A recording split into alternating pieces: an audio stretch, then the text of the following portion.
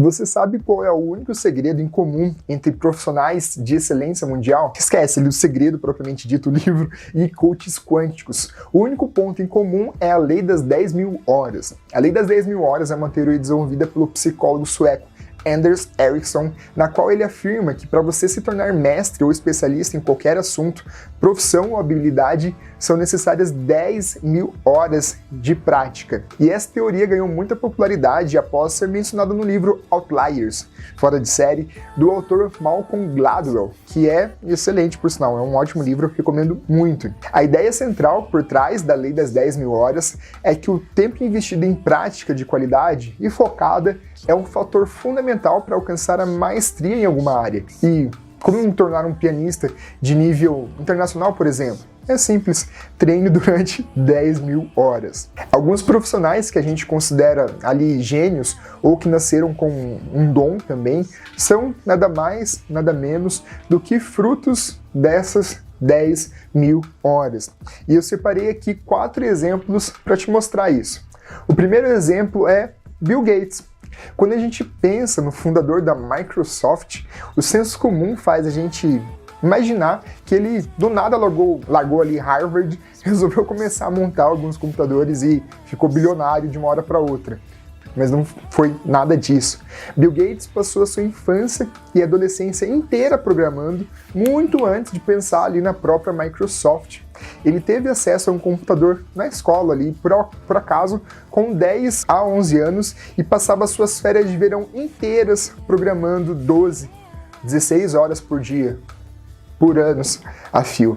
E essa dedicação que foi que ajudou ele a se tornar, enfim, um especialista em tecnologia e, no final das contas, construir uma das maiores empresas de software do mundo. O segundo exemplo é Michael Jordan, considerado por muitos o maior jogador de basquete de todos os tempos. Michael Jordan se dedicou incansavelmente e horas a fio à prática do esporte. Além dos treinos regulares com seu time, o Jordan era conhecido por passar horas e horas extras praticando arremessos, dribles e especialmente condicionamento físico. E a sua busca incessante pela excelência contribuiu para suas conquistas e o status lendário no basquete. Um exemplo brasileiro é o próprio Oscar Schmidt, o maior cestinha de basquete do mundo com 49.000 pontos. O Oscar fala que ele odeia, inclusive, quando chamam ele de mão santa, porque não foi a mão dele que acabou nascendo santa, mas sim todos os treinos que ele praticava incessantemente. Nos seus treinos na seleção brasileira, ele não saía de quadro enquanto não fizesse 10 cestas de 3 pontos consecutivas. E muitas vezes os seus colegas já haviam até ido para casa descansar, enquanto isso ele estava lá ralando na quadra até conseguir o seu objetivo. O terceiro exemplo é o próprio Mozart, um dos compositores mais talentosos da história da música clássica. O Mozart começou a compor e tocar piano desde muito jovem sob a supervisão do seu pai, que era um músico experiente, porém extremamente rigoroso, e foi exposto ali desde criancinha a uma educação musical muito erudita. Ele tinha aula de teoria musical e de diversos instrumentos, já tocava diversos instrumentos com 4, 5 anos de idade. E ao longo da sua vida, Mozart praticou incansavelmente, acumulando horas e horas e horas de estudo e dedicação à música. A sua dedicação contribuiu para a sua habilidade excepcional e muitas vezes é por isso que a gente acha que ele acaba sendo genial. E o último exemplo, e talvez inclusive um dos mais famosos, sejam os próprios Beatles.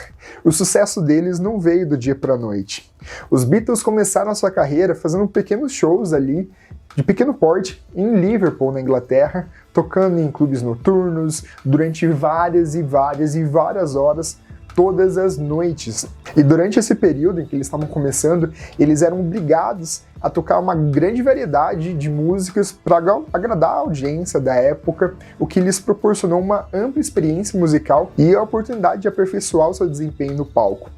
Em 1960, os Beatles foram contratados para uma série de shows em Hamburgo, na Alemanha, e lá eles se apresentavam por longas e longas horas tocando 8, 9 horas por noite, 7 dias por semana, durante meses, durante 2 anos. E todo esse treino incansável fez com que eles refinassem a sua técnica, aprimorassem a sua interação ali no palco com o público ao vivo, antes mesmo de construir a sua própria base sólida ali de fãs, que é muito sólida, a gente conhece. E ainda, após retornarem a Liverpool, os Beatles continuaram a se apresentarem extensivamente em clubes locais, acumulando mais inúmeras horas e horas de prática e performance ao vivo.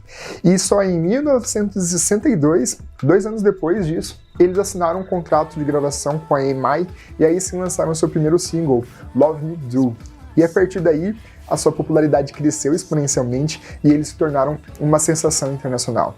E é importante ressaltar que as 10.000 horas não são uma regra absoluta ali, toda a verdade, mas sim uma estimativa baseada em estudos e observações de pessoas bem-sucedidas em suas áreas. O número exato de horas pode variar dependendo da complexidade da habilidade em questão que a gente está falando e do nível de talento natural que o indivíduo tem para aquela atividade. No entanto, a ideia geral é de que a prática consistente é um elemento essencial para alcançar o domínio de qualquer habilidade. Quer um exemplo? É a própria faculdade de veterinária.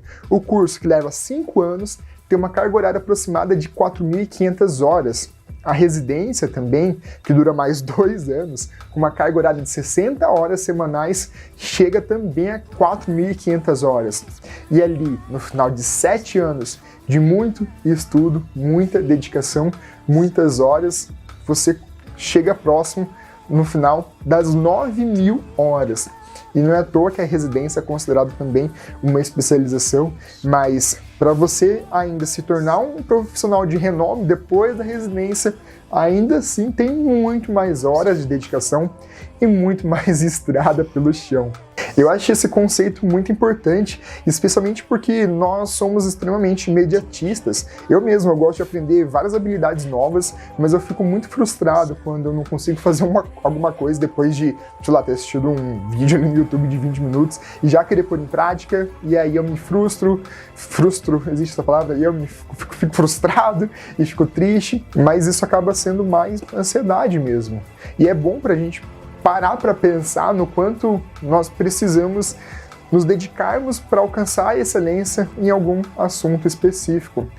Portanto, se você deseja se tornar um especialista ali em determinada habilidade, lembre-se da importância de investir tempo e esforços significativos na prática, na repetição, na repetição, na repetição.